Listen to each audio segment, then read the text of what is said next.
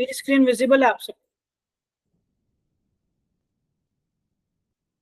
Hello hello hello. ठीक है।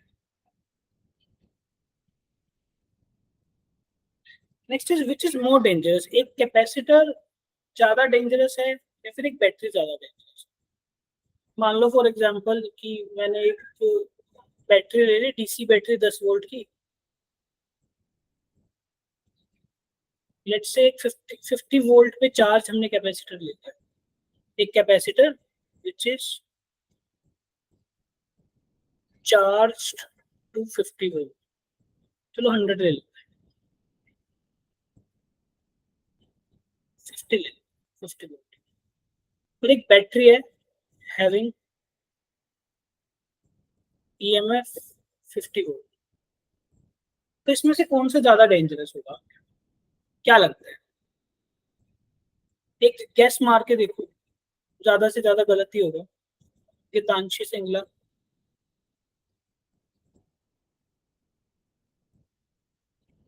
गीतांशी क्या लगता है, क्या डेंजरस होगा? ऐसा क्यों? मतलब गलत होगा, रीजन ज्यादा से ज्यादा इतने होगा। देखो कैपेसिटर हमारा क्या करता है, कैपेसिटर की प्रॉपर्टी क्या है? Capacitor delivers energy in a very small time, delivers all energy in a very small time. यही हमारे कैपेसिटर का की कॉन्सेप्ट है ना। अब सोचो अगर एक कैपेसिटर जो कि 50 वोल्ट पे चार्ज है और ये 50 वोल्ट की बैटरी है, तो इसमें जितना भी चार्ज स्टोर होगा, इस कैपेसिटर के अंदर जो चार्ज स्टोर हुआ होगा, that will be discharged in a very small time, in a very small time। और अगर इतने कम टाइम में डिस्चार्ज होगा, इसका मतलब very high current will flow, very large amount of current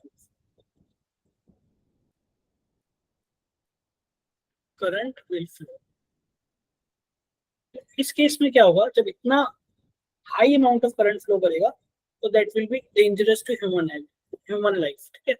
तो हालांकि डेंजरस दोनों है, ऐसा नहीं बोलोगे यार बैटरी डेंजरस नहीं है। तो अगर मैं कंपैरिजन करूं तो capacitor is more dangerous, capacitor is more dangerous, capacitor ज्यादा डेंजरस है। क्यों डेंजरस है? Due to instant discharge. Instant मतलब एक मोमेंट में डिस्चार्ज हो जाएगा कैपेसिटर। इसलिए कैपेसिटर आता जो छोटा सा, उसके साथ कभी खेलना नहीं चाहिए। 20 रुपए का कैपेसिटर आ रहा था, 20-25 रुपए का, उसके साथ कभी खेलना नहीं चाहिए। इलेक्ट्रिसिटी, क्योंकि बच्चे क्या करते हैं, इलेक्ट्रिसिटी में लगा लेते हैं। जब हम ट्यूशन पढ़ते थे तब ऐसा करते थे। हालांकि खेलना नहीं चाहिए, बहुत डेंजरस चीज होती है, बहुत ज्यादा डेंजरस। एक क्वेश्चन देखो, a parallel plate capacitor with air between the plates. एक पैरेलल प्लेट कैपेसिटर है जिसके बीच में एयर फिल्ड अप है, has a capacitance of 8 picofarad. तो a epsilon naught by D इसके बराबर है 8 picofarad. What will be the capacitance if the distance between them is reduced by half and space between them is filled by substance of dielectric constant K 6? अगर मैं उनके बीच में dielectric को field कर दूं, कैपेसिटर की प्लेट्स के बीच में डाइलेक्ट्रिक को फील्ड कर दूं, अगर मैंने मान लो डाइलेक्ट्रिक को फिल कर दिया कैपेसिटर की प्लेस में उसमें, तो अब जो इसके बीच का जो एप्सिलॉन नोट था, that will become epsilon medium. और वो किसके बराबर होता है? K टाइम्स एप्सिलॉन, यानी कि डाइलेक्ट्रिक कांस्टेंट टाइम्स एप्सिलॉन। अब कैपेसिटेंस कितनी चेंज हो जाएगी? डिस्टेंस को आपने हाफ कर दिया, ठीक है। अब न्यू ये आपकी है सी ओरिजिनल, तो आपकी सी न्यू क्या बनेगी? New capacitance that will B A epsilon naught into के डिवाइड बाय डी बाय 2। ये 2 आपका ऊपर चला जाएगा तो बन जाएगा 2 K A epsilon naught by D. ठीक है। अब के कितना डाइलेक्ट्रिक कांस्टेंट आपका 6, तो कितना बन जाएगा 12 A epsilon naught by D. तो कौन सा ऑप्शन बन रहा है, सही बताओ। Geetanshi, Yogita, sir B option. 96 पे। योगिता समझ में आ रहा है आपको? योगिता शर्मा, खुशबू, आप बताओ।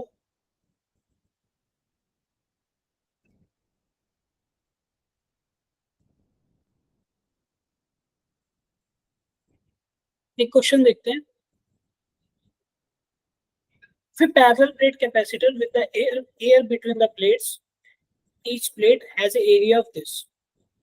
आपको प्लेट का एरिया दे दिया A is equal to 6 into 10⁻³ distance between plates कितना है, 3 mm। डी की वैल्यू कितनी है, 3 mm।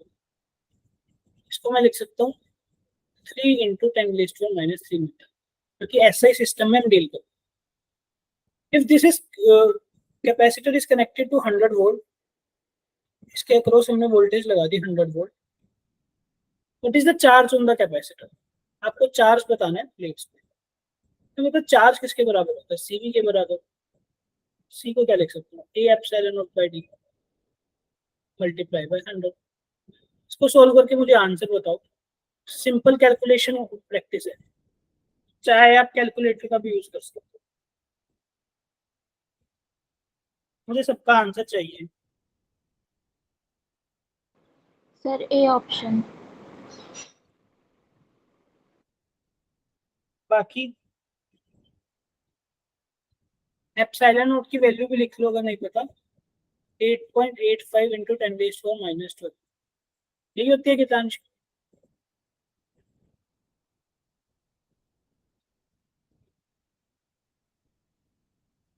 Khushboo and Yogita please जल्दी से करो ताकि हम आगे बढ़े।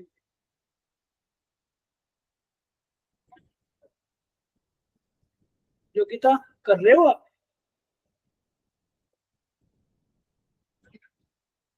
योगिता कर रहे हो आप कुछ, ठीक है तो ट्राई करना, ठीक है हम आगे बढ़ते हैं इसमें। Assume earth as a conducting sphere, find its capacity. ये हम ऑलरेडी कर चुके हैं, ऑलरेडी डन।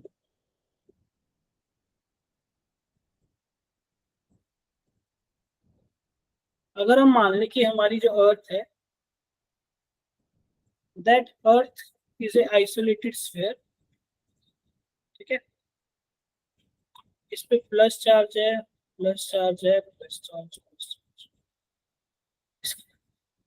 इसका रेडियस है आर, और आर किसके बराबर है, 6400 किलोमीटर। इसको लिख सकता हूँ मैं 6.4 इंटू 10⁻⁶मीटर। आपको कितनी कैपेसिटी होती है अर्थ की, अगर आपको याद हो, अगर आपने क्लास अटेंड करी हो, मैंने क्लास में करा रखी, याद है कि तांशी क्या वैल्यू है।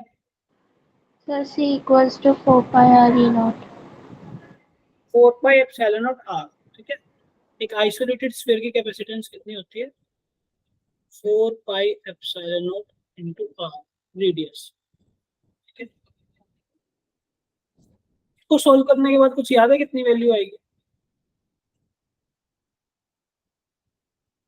इसको सोल्व करने के बाद वैल्यू होती है अप्रोक्स 711 माइक्रो। ये अर्थ की 11 पिको माइक्रो है, पिको मुझे एक बार चेक करना पड़ेगा। ये अर्थ की कैपेसिटेंस होती है, ये 711 माइक्रो फैराड होती है। पर एक बार फिर भी आप चेक कर लेना, और ये क्वेश्चन ऑलरेडी हम कर चुके हैं, तो इसलिए मैं आगे चलूँ। इसकी कैपेसिटेंस कितनी होती है, ये भी मैं क्लास में करा चुका हूँ, ऑलरेडी डन। नहीं नहीं, ये नहीं करवाया, ये क्वेश्चन अलग है। क्वेश्चन क्या बोल रहे हैं, आपके पास एक शेल है, ठीक है, उसके अंदर एक और शेल है, ठीक है। अब मैंने इनको आपस में कनेक्ट कर दिया एक वायर से, ठीक है। अब बेसिकली मैं क्या समझ सकता हूँ, ये एक कंडक्टिंग स्फीयर, ये एक कंडक्टिंग स्फीयर, दोनों आपस में कनेक्टेड है। अगर मुझे कैपेसिटेंस निकालनी है, तो बेसिकली अगर मैं इस बाहर वाले स्फीयर को एक बैटरी से कनेक्ट कर दूं,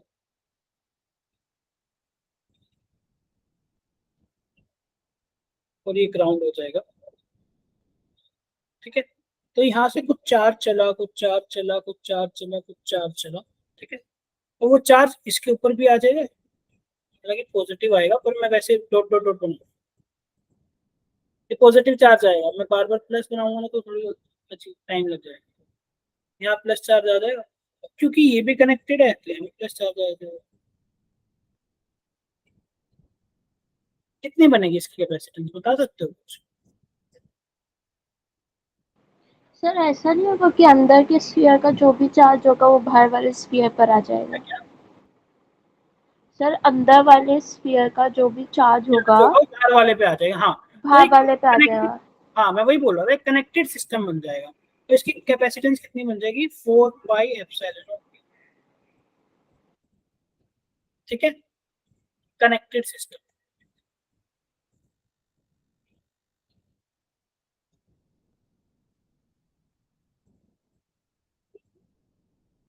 ठीक है, नेक्स्ट आगे चले।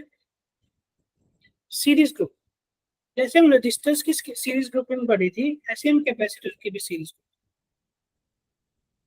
सीरीज मतलब सेम चार्ज,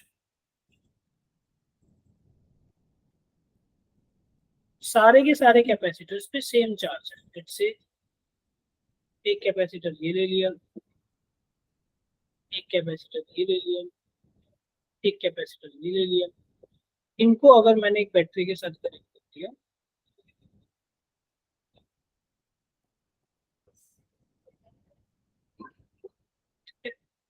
अब लेट्स से बैटरी से कुछ Q amount of charge flow कर रहा है,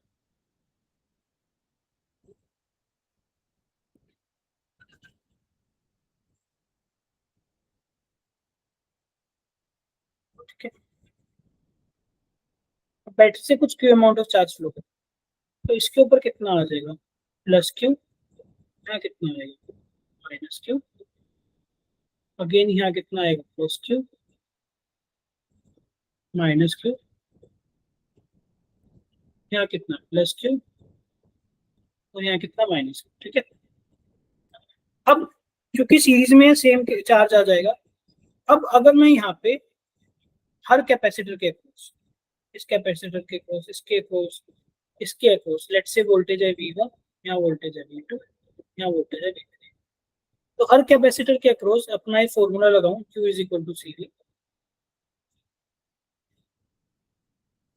ठीक है। तो फर्स्ट कैपेसिटर की अगर मैं बात करूं, C1, लेट से कैपेसिटर है C1, ये C2, ये C3, तो C1 के अक्रॉस अगर मैं फॉर्मूला लगाऊं Q is equal to CV, तो क्या बनेगा? Q is equal to C1 V2। Similarly C2 के अक्रॉस लगाऊंगा, तो क्योंकि चार्ज तो सेम है, C2 V2।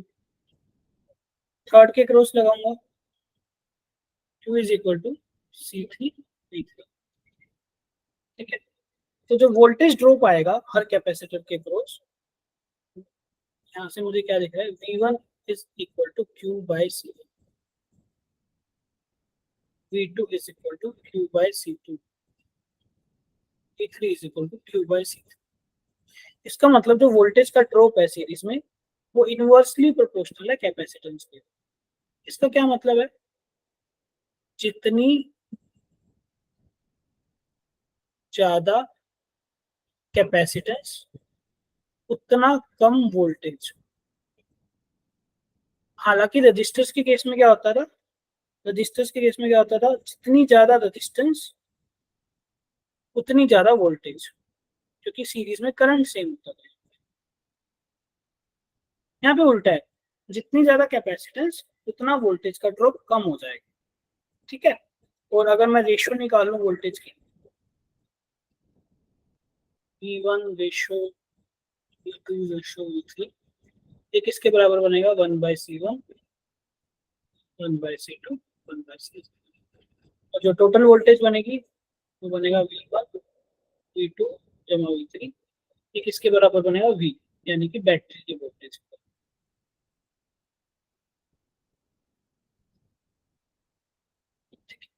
और इस केस में सी इक्विवेलेंट, इक्विवेलेंट कैपेसिटेंस कितनी बनेगी? C equivalent equal to 1/C1 plus 1/C2 plus 1। Resistors का टोटली उल्टा हो जाता है, जैसे रजिस्टर्स कैसे ऐड होते हैं सीरीज में, R equivalent is equal to R1 plus R2 plus R3। लेकिन सीरीज में कैपेसिटर कैसे ऐड होते हैं, जैसे कि रजिस्टर्स पैरेलल में ऐड, सीरीज में कैपेसिटर्स इस तरह से ऐड होते हैं जैसे कि रजिस्टर्स पैरेलल में ऐड। नेक्स्ट आगे बढ़ते हैं, पैरेलल ग्रुप। जहाँ भी पैरेलल वर्ड आ जाए ना, मतलब same voltage,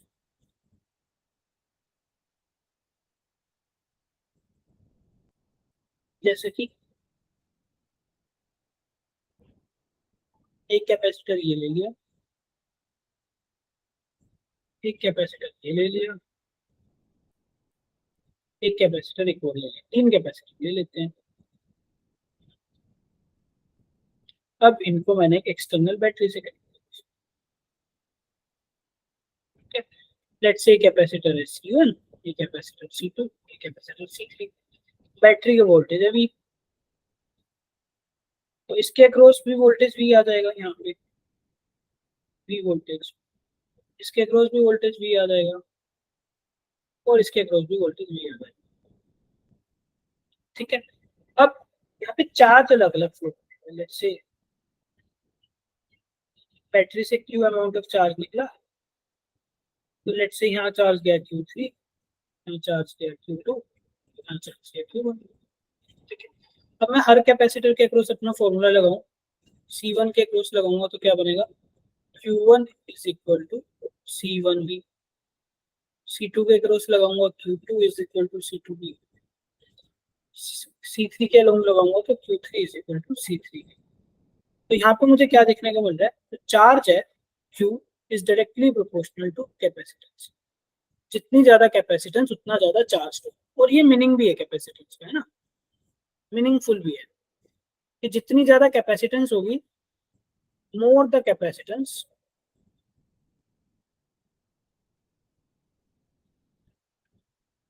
more charge it will store, more the charge it will store, उतना ही ज्यादा चार्ज वो स्टोर करेगा। ठीक है, अब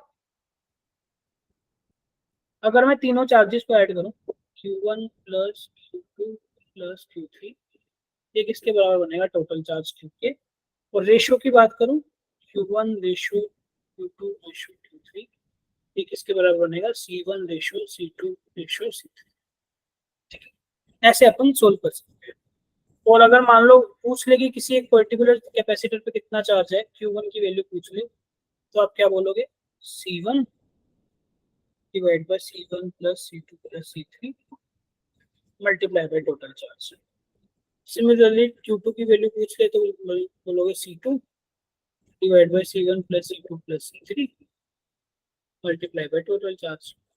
similarly Q3 is equal to C3 divide by C1 plus C2 plus C3 into total charge. ये सब हम रजिस्टर्स में कर चुके हैं, एक एक चीज मैंने बहुत वेल डिफाइंड वे में कराई है, तभी मैं इसको थोड़ा सा जंप करके आगे बढ़ रहा हूँ, क्योंकि ये सब इसकी डेरिवेशन हम कर चुके हैं कैपेसिटर के केस में, और रजिस्टर्स के केस में। Next question, 3 capacitors each of capacitance 9 pico. आपके पास 3 कैपेसिटर्स गिवन है और जिनकी कैपेसिटेंस 9 पिको, यानी कि आपको क्या गिवन है, C1 is equal to C2 is equal to C3 is equal to 9 pico are connected in series. इनको आपने सीरीज में लगा दिया।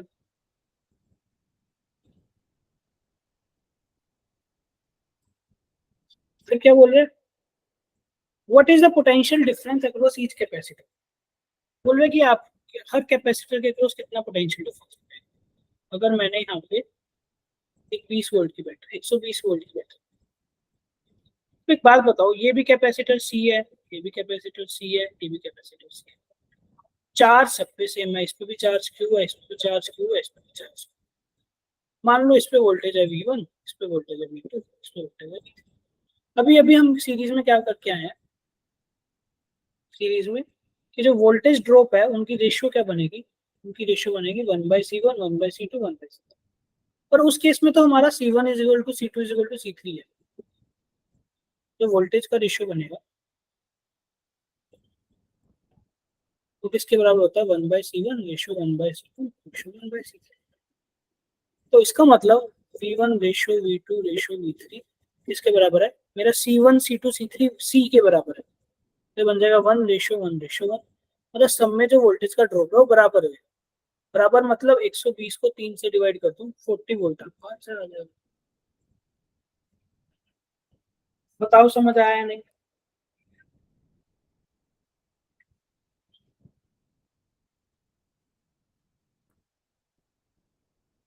Find the charge supply by the battery in the arrangement. आपको पूछा गया कि इस अरेंजमेंट में बैटरी ने कितना चार्ज सप्लाई किया। मान लो बैटरी यहाँ पे है, ये गिवन है। अब यहाँ पे दो रास्ते कट गए, एक रास्ता ये कट गया ऐसे ऐसे ऐसे, और एक रास्ता ये कट गया ऐसे ऐसे ऐसे।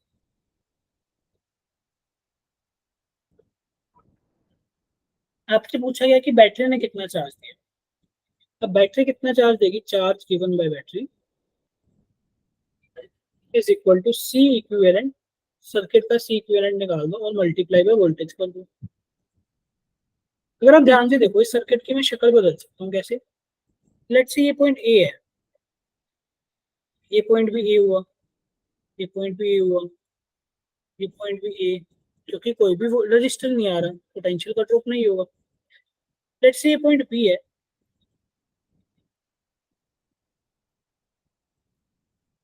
ये पॉइंट बी है, तो ये भी बी बनेगा, ये भी बी बनेगा, और ये भी बी। अब हमारा इक्विवेलेंट सर्किट क्या बन गया, ए एंड बी। ए और बी के बीच में देखो, ए और बी के बीच में एक तो बैटरी कनेक्टेड है, 10 वोल्ट की बैटरी। अब ए और बी में एक 5 माइक्रोफैरेड का कैपेसिटर है, और ए और बी के बीच में एक 6 माइक्रोफैरेड का कैपेसिटर है। इन दोनों का इक्विवेलेंट कितना बनेगा, खुशबू इन दोनों का इक्विवेलेंट कितना बनेगा।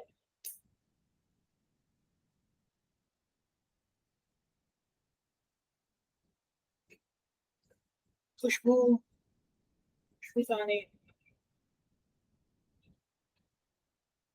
खुशबू सानी इन दोनों का इक्विवेलेंट कितना बनेगा। आप हो क्लास में, आए ना बोल दो, अगर नहीं आता तो कोई दिक्कत नहीं है, पर एटलीस्ट जवाब दे दो। पैरेलल में कैसे ऐड होते हैं कैपेसिटर्स,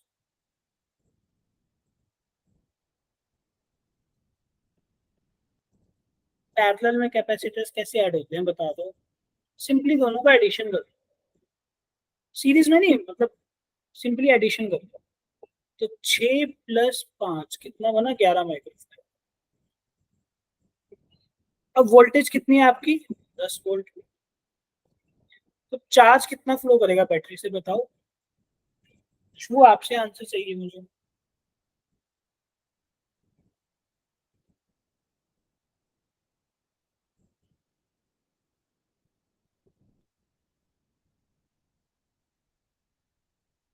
कुछ वो आंसर दे दो। क्वेश्चन ये है कि कितना चार्ज फ्लो करेगा, और चार्ज फ्लो किसके बराबर होता है, चार्ज फ्लो का ये फॉर्मूला होता है, मतलब कितना चार्ज बैटरी देगी, C equivalent multiply by voltage.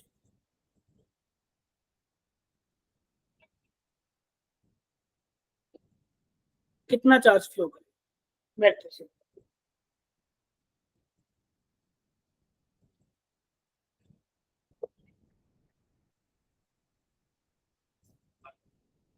C equivalent कितना आया, 100 माइक्रोफैरेड, मल्टीप्लाई में 10 होगा, 110 माइक्रो कूलम आंसर। ठीक है।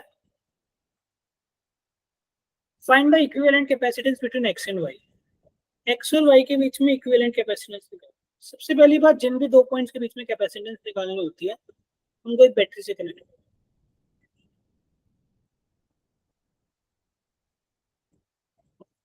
यहाँ से कुछ अमाउंट ऑफ चार्ज गया,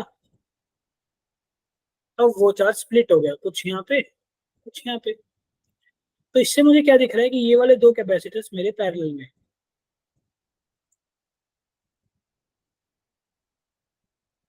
और इसके बाद जो रिजल्ट आएगा उसके साथ ये वाला कैपेसिटर और ये वाला कैपेसिटर सीरीज में होगा। सॉल्व करके बताओ मुझे कितना बनेगा। पैरेलल में मैं लिख देता हूँ, पैरेलल में नॉर्मल एडिशन हो जाता है C1 plus C2 plus C3।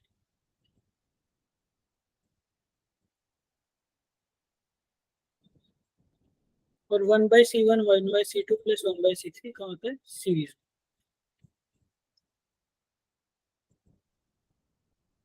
Hitanshi and खुशबू, योगिता आपको क्लास में। हाँ करो ट्राई। ये जो 2 माइक्रोफैरेड और 3 माइक्रोफैरेड है ये पैरेलल में, और उसके बाद ये वाला और इसका रिजल्टेंट और ये वाला सीरीज में, कितना बनेगा सोल्व करो।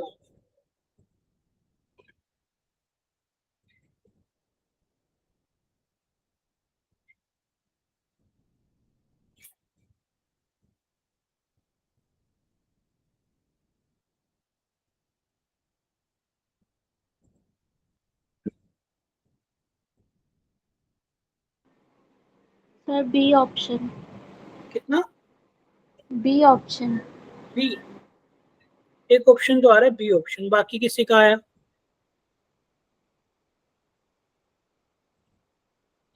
अच्छा ये 2 और 3 मिलके कितना बना देंगे 5 माइक्रोफैरेड, तो 1/12 1/20 प्लस 1/5, ये कितना बनेगा 1/C इक्विवेलेंट। इनका एलसीएम कितना लो बताओ। 60 ले लो, 60 में हो जाएगा ना। तो 12 5 से 60, 23 से, और यहाँ 12 आ जाए। सी इक्विवेलेंट कितना बना 60 डिवाइड बाई, ये कितना बनेगा 15 20, कट गया 3 माइक्रोफैरेड। ठीक है हो जाएगा।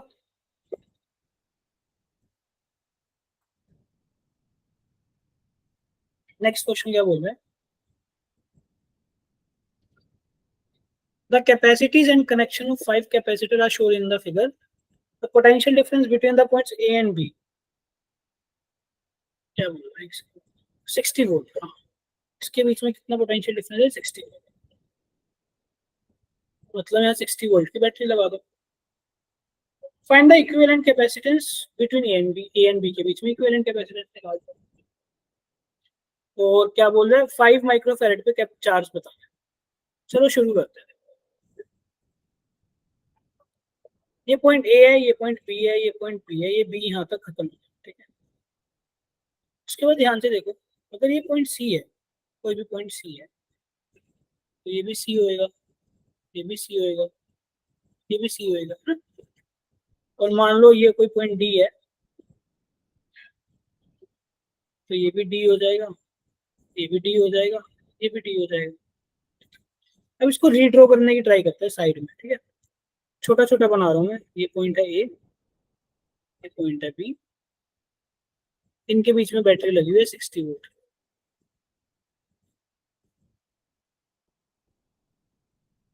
नेक्स्ट क्या बोल रहा है, अब जरा ध्यान से देखो, ए और डी के बीच में कैपेसिटर है 8 माइक्रोफैरेड की, ए और बी के बीच में कैपेसिटर है 8 माइक्रोफैरेड की, इसको हटाओ और यहाँ पे बोल दो डी 8 माइक्रोफैरेड, यहाँ लगा दिया मैंने। फिर बोल रहे सी और डी के बीच में एक 9 माइक्रोफैरेड की कैपेसिटर है, सी और बी के बीच में एक 9 माइक्रोफैरेड, सी और डी, लेट्स से मैं डी यहाँ सी यहाँ बना लेता हूँ 9 माइक्रोफैरेड, ये कट गया। फिर सीओडी के बीच में एक 5 माइक्रोफैरेड है, सीओडी के बीच में एक 5 माइक्रोफैरेड है, ये हटा दिया। फिर सीओडी के बीच में एक 10 माइक्रोफैरेड है, ये 10 माइक्रोफैरेड। फिर सी और बी के बीच में 12 माइक्रोफैरेड, यहाँ पे 12 माइक्रोफैरेड।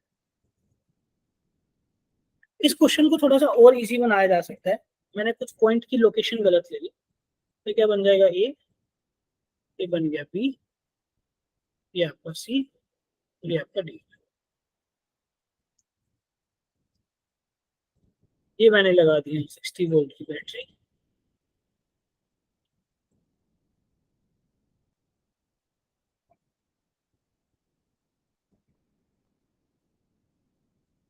यहाँ पॉइंट था मेरा डी और यहाँ पॉइंट है सी। ठीक है, ऐसा ही है, ए डी सी, सी यहाँ पे है, हाँ ठीक है। ए और बी के बीच में 8 माइक्रोफैरेड है, ए और डी के बीच में 8 माइक्रोफैरेड। डी और सी के बीच में 3 कैपेसिटर हैं, डी और सी के बीच में 9, 5, 10। एक है 9, एक है 5 और एक है 10।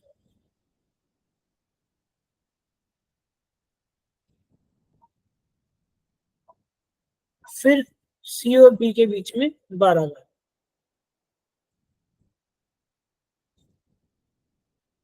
अब जरा ध्यान से देखो, ये वाला ये वाला ये वाला सीरीज में कितना बन जाएगा?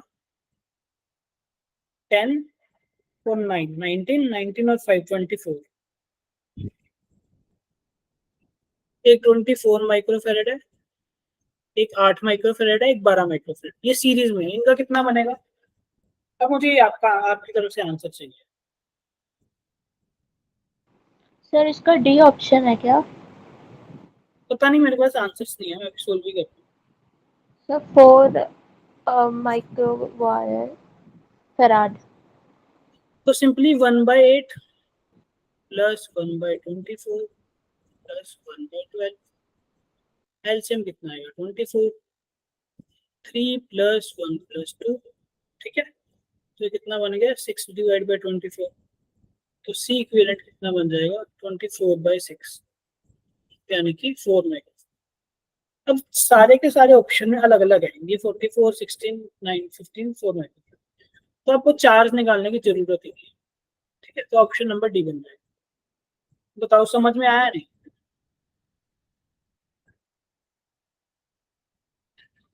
खुशबू आपने सही करा, उसका उल्टा भी करना पड़ेगा ना, क्योंकि हमारे पास क्या होता है, 1/c equivalent is equal to 1/c1 plus 1/c2 plus 1/c3।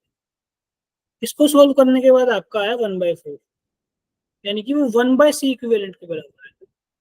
तो सी इक्विवेलेंट मेरा 4 के बराबर। नेक्स्ट देख, नेक्स्ट बोल रहा है 5 capacitors, each of capacitance value C are connected as shown in the figure. The ratio of the capacitance between P and R and the capacitance between P and Q. P और R के बीच में, P और Q के बीच में। सबसे पहले जिन भी 2 पॉइंट्स के बीच में कैपेसिटेंस निकालनी है उनको एक बैटरी से कनेक्ट करो। तो ये मेरा P है, R कहाँ पे है? ये मेरा R है। लेट्स से मैंने एक बैटरी से, जरा देखो, चार्ज अगर यहाँ से गया, उसको जाने के बाद 2 रास्ते मिल गए, एक ये वाला और एक ये वाला। तो ये आपस में सीरीज में कनेक्ट, पैरेलल में कनेक्टेड। ये सी सी सी, ये तो आपस में सीरीज में कनेक्टेड, इनका रिजल्ट बन जाएगा C/3। और ये आपस में पैरेलल में कनेक्टेड है, इनका रिजल्ट बन जाएगा C/2। ठीक है, तो C/3 और C/2 दोनों को ऐड कर दो, C/2 प्लस C/3, ये पैरेलल में। एलसीएम आएगा 6, 3C प्लस 2C, 5C/6। कहने का मतलब, जब आपने P और R के बीच में कैपेसिटेंस निकाली तो आपका आंसर आया 5C/6। अब P और Q के बीच में निकाल लो, तो मुझे बताओ, P और Q के बीच में मतलब ये रहा हमारा Q। अब ये आप खुद से करो।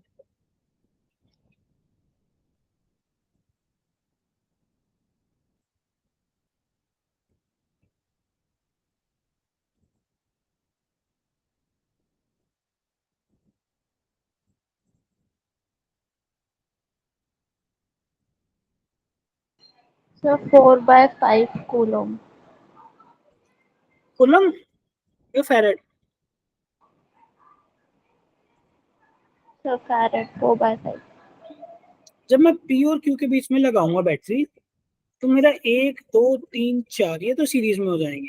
कितना बनेगा? C/4। और ये पैरेलल में है C के साथ, C/4 के साथ। तो ये कितना बनेगा? दोनों को ऐड कर दूंगा,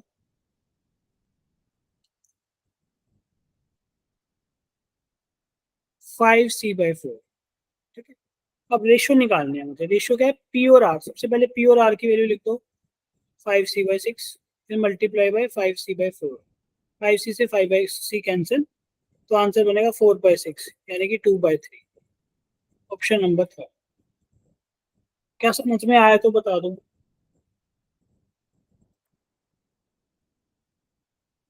the equivalent capacitance between ends of combination is shown. आपसे पूछ रहे हैं कि इन दो पॉइंट्स के बीच में इक्विवेलेंट कैपेसिटेंस क्या बनेगी। मान लो ये ए और ये बी है। जिन भी दो पॉइंट्स के बीच में कैपेसिटेंस लगानी होती है, हम उनको एक बैटरी से कनेक्ट कर देते हैं। ठीक है, अब जरा ध्यान से देखो, ये पॉइंट है ए, ये पॉइंट है बी, ये भी बी, ये भी बी, और ये भी बी। अब इस कैपेसिटर को देखो, ये तो कैपेसिटर यूजफुल का ही नहीं होगा ना, इस पे तो कोई चार्ज ही नहीं होगा क्योंकि ये बी और बी के बीच में कनेक्टेड है, सेम पोटेंशियल पे कनेक्टेड। मतलब बेसिकली ये मतलब है कि ये बैटरी के एक ही टर्मिनल से कनेक्ट कर दिया आपने कैपेसिटर, ये भी बी से कनेक्टेड है और ये पॉइंट भी इसका बी से कनेक्टेड है, तो ये तो यूजफुल ही नहीं होगा। तो ये दो कैपेसिटर्स आपके पैरेलल में हो जाएंगे। पैरेलल में मतलब दूसरी। बताओ समझ में आया।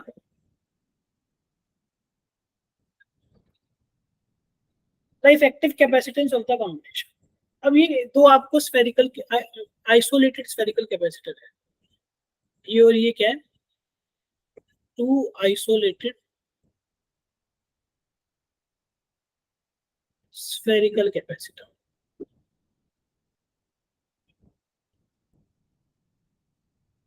इसकी कैपेसिटेंस कितनी है, 4πε0 है। इस वाले की कैपेसिटेंस कितनी है, 4πε0। आपने इनको एक वायर से कनेक्ट कर दिया। जब मैं इसको एक वायर से कनेक्ट कर दूंगा तो ये दोनों कैपेसिटर सेम पोटेंशियल पे हो जाएंगे। सेम पोटेंशियल मतलब पैरेलल है। पैरेलल है तो इनको सिंपली ऐड कर दो। कितना बनेगा, 4πε0 ए प्लस बी। बताओ समझ में आया। Khushboo, find the energy density at a distance r from a point charge. अगर आपके पास एक पॉइंट चार्ज गिवन है, उससे r डिस्टेंस पे कितनी एनर्जी डेंसिटी होगी।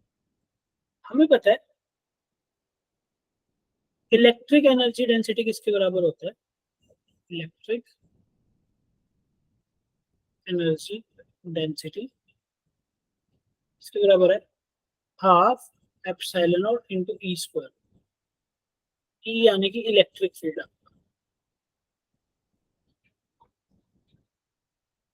ठीक है, अगर आपके पास एक पॉइंट चार्ज है प्लस क्यू, और आपसे पूछ रहा है इससे r डिस्टेंस पे आपकी कितनी एनर्जी डेंसिटी होगी, तो सिंपली क्या करो, इसको एक स्फीयर से इनक्लोज कर दो।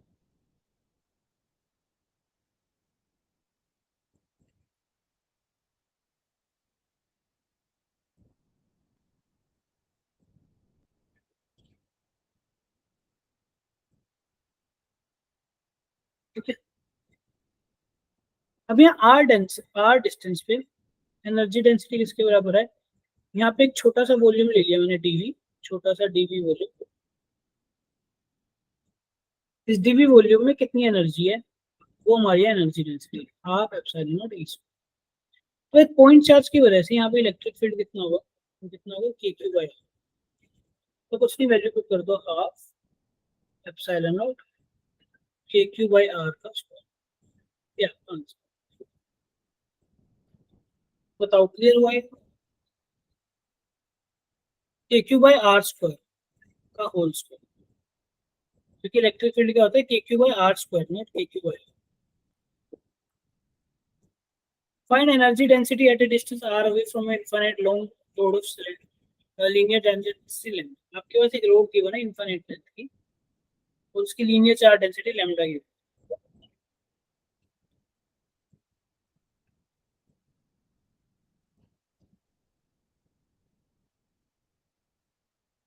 ये इनफाइनाइट रोड है, और इसकी 4 डेंसिटी है प्लस के लैम्डा। ठीक है, अब यहाँ से r डिस्टेंस पे आपको एनर्जी डेंसिटी निकालनी है। एनर्जी डेंसिटी मतलब energy per unit volume. Energy density किसके बराबर होता है? Half epsilon naught into E square. और एक इन्फिनिट रोड की वजह से जिसकी लैम्डा आपकी क्या है, 4 डेंसिटी, इलेक्ट्रिक फील्ड किसके बराबर होता है? Electric field 2k lambda by are.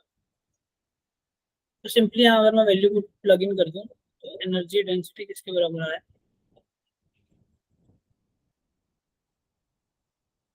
Half epsilon naught 2k lambda by R का होल स्क्वायर। ये आपका आंसर। बताओ समझ आया नहीं?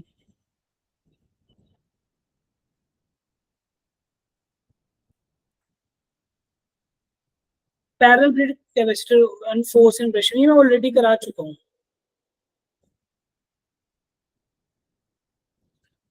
इलेक्ट्रोस्टैटिक प्रेशर किसके बराबर होता है? सिग्मा स्क्वायर बाय 2 एप्सिलॉन, अगर आपको याद है।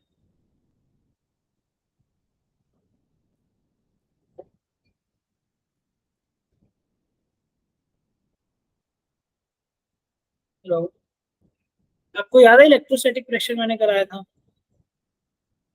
आई गेस 1-2 क्लास पहले ही कराया। एक ये चा प्लेट है, एक ये प्लेट है,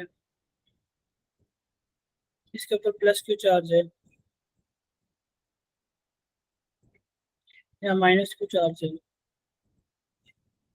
इलेक्ट्रिक फील्ड की वजह से इस प्लेट पे कितना प्रेशर लग रहा है वो हमें निकल, ये हमने sigma square by 2 epsilon already हम कर चुके। नेक्स्ट क्वेश्चन, क्वेश्चन क्या बोला है? Two plates S and T of an unstretched parallel plate capacitor are connected across a battery. Okay. So the battery is then disconnected. The charge plates are now connected in a system. आपने क्या करा, एक capacitor है उसको charge कर दिया। ठीक है, चार्ज करने के बाद आपने क्या करा, एक स्प्रिंग की हेल्प से इसको यहाँ एक मास से लेट कर दिया। ठीक है, अब मास या नीचे कुछ वेट लगा रहा होगा mg, सेम टेंशन यहाँ डेवलप हो रही होगी। इस टेंशन की वजह से एक स्प्रिंग फोर्स डेवलप हो रहा होगा kx, और यहाँ पे भी kx होगा। ठीक है, अब वो कह रहा है कि हमारा कैपेसिटर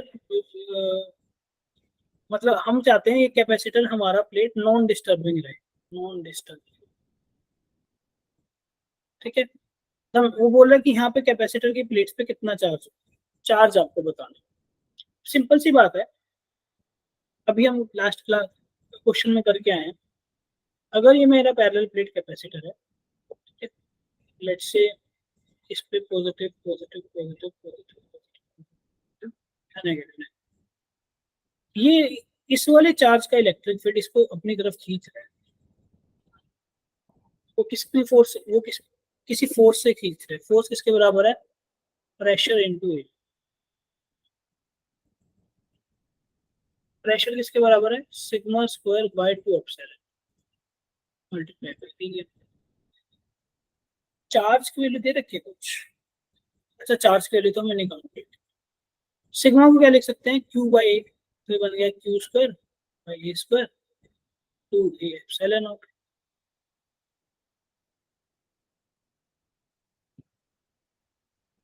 बाय 2 एप्सिलॉन और मल्टीप्लाई बाय ए।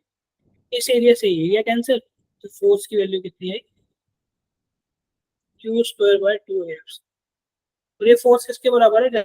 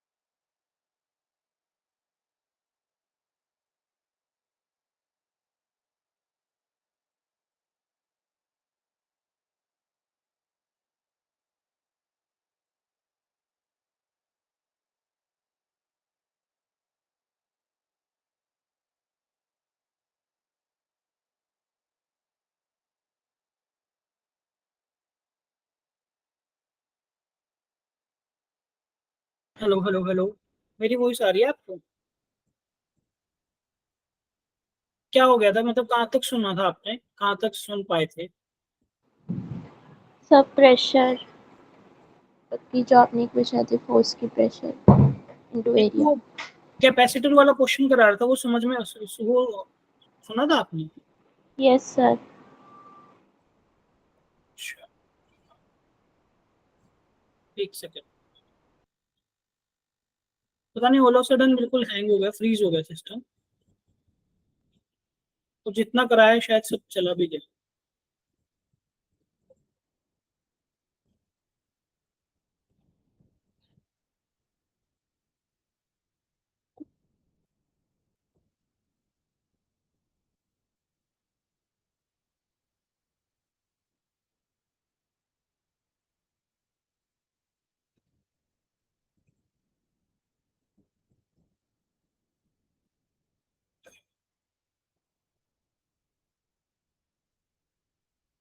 बच गया।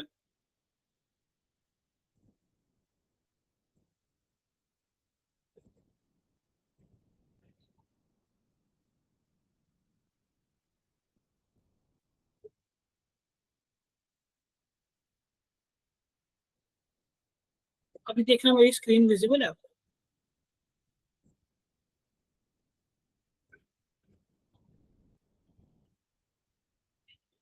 ठीक है। हाँ,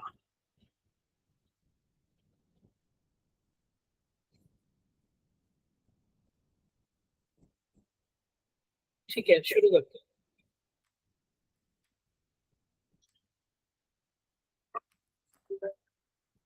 ठीक है, तो मैं क्या बात कर रहा था, मैं बोल रहा था हमें तो फोर्स निकालना है ना। तो हम फोर्स कैसे निकालेंगे? Force will be equal to, sigma को लिख सकते हैं Q square 2 epsilon naught A square multiply by A. अरे, मल्टीप्लाई बाय ए। ये से ए कैंसिल, तो ये फोर्स किसके बराबर बनेगा? Q square by 2 epsilon naught ए। अब ये तो फोर्स होगा, ध्यान से देखो, ये प्लेट मेरी रेस्ट पे है, ये प्लेट मेरी रेस्ट पे। इसका मतलब इस पे इधर जितना फोर्स लग रहा है उतना ही फोर्स इस पे इधर लग रहा है, के एक्स। अब ये के एक्स किसके बराबर है? रस्सी के अंदर टेंशन के बराबर है। टेंशन किसके बराबर है? एमजी के बराबर। ओवरऑल ये फोर्स किसके बराबर आ जाएगा? एमजी के। तो यहाँ से क्यू स्क्वायर किसके बराबर बनेगा? 2 mg एप्सिलॉन नॉट ए। ठीक है। और आई गेस कुछ गलती होगी है, देखते हैं। क्यू,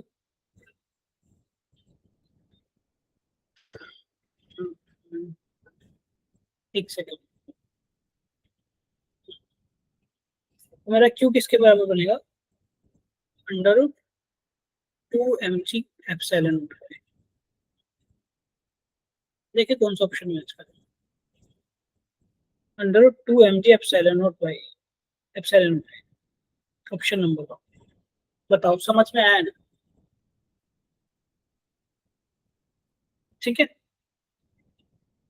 के कहाँ से ले आए? स्प्रिंग कांस्टेंट का तो कोई यूज ही नहीं है ना, क्योंकि हम mg को लिख देंगे ना उसके बराबर।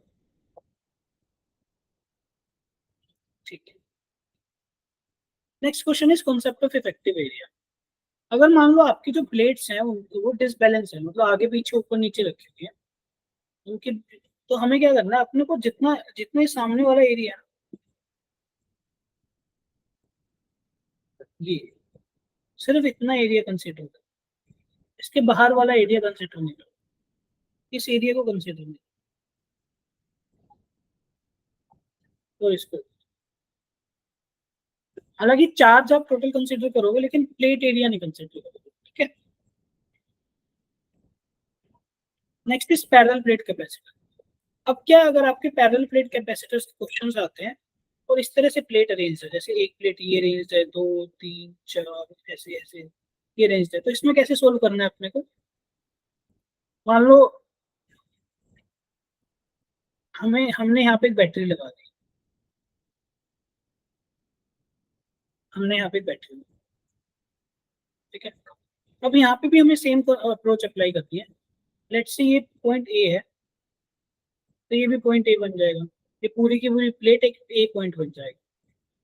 अब ये भी कनेक्टेड है तो ये एक ए, ठीक है। नेक्स्ट इज, इसको बोल दो बी पॉइंट है।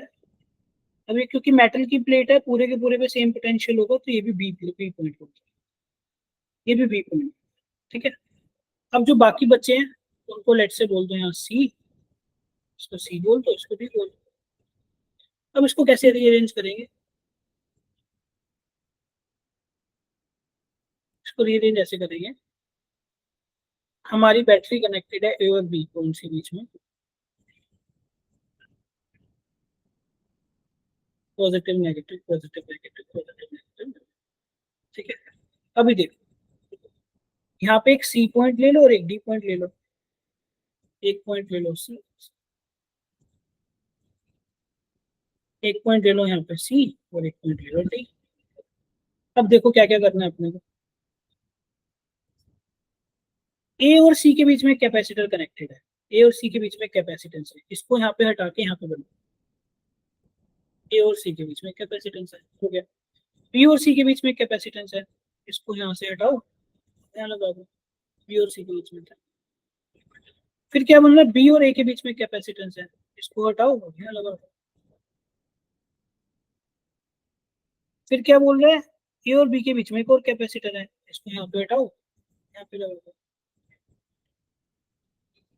फिर क्या बोल रहा है, बी और डी के बीच में कैपेसिटर है, बी और डी के बीच में कैपेसिटर है, ठीक है। फिर क्या ए और डी के बीच में कोई कैपेसिटर है, नहीं, तो आपका सर्किट जो कि इतना कॉम्प्लेक्स सा दिख रहा था, उसकी शक्ल ऐसे कन्वर्ट हो गई। तो चलो ध्यान से देखो, ये वाला कैपेसिटर तो हमारा यूज का ही नहीं है, क्योंकि ये ओपन कैपेसिटर है, ये हमारा ओपन कैपेसिटर है, ठीक है। तो ये कैपेसिटर तो हमारा यूज का ही नहीं है, नॉट यूज, क्योंकि इसका एक एंड तो कहीं कनेक्टेड ही नहीं है। तो सिंपली हमारा क्या सर्किट बन जाएगा, एक ये, इनके बीच में दो कैपेसिटर ऐसे कनेक्टेड है, तो इन बिटवीन हमारा एक सी पॉइंट है, यहाँ पे कैपेसिटर ऐसे connected है। तो ऐसे आपको सोल्व करना है। अभी इसके क्वेश्चंस नेक्स्ट क्लास में हम करेंगे, कुछ थोड़े बहुत क्वेश्चंस है, फिर हमारा टॉपिक खत्म हो जाएगा, ठीक है। तो आधे घंटे का टॉपिक है जो हम नेक्स्ट क्लास में करेंगे, ठीक है। आज के लिए इतना ही करें, ठीक है, कल मिलते हैं।